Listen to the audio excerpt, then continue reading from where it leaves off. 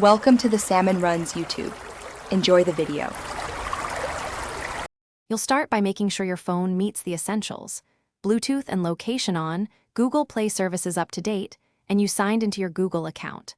Once done, power up the Fast Pair accessory and put it into pairing mode. Keep it within about 2 meters of the phone. Make sure nearby device permissions are allowed so the system can detect the accessory. Now wait for the Fast Pair Discovery prompt to appear. This begins the automatic, secure exchange. When the Fast Pair notification appears, tap it promptly and check the device name and icon to confirm it's the right accessory.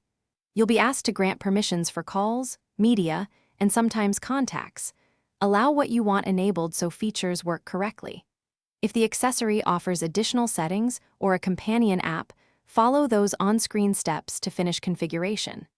Make sure to select the desired audio profile and account sync options, because that determines what data and controls copy to your Google account.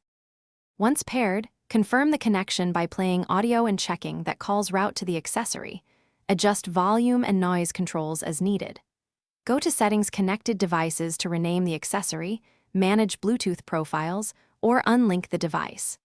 If pairing failed or the prompt didn't appear, a quick troubleshooting step is to toggle Bluetooth, restart the phone, or clear Google Play Services cache. Then bring the accessory back into pairing mode and try Fast Pair again to force rediscovery.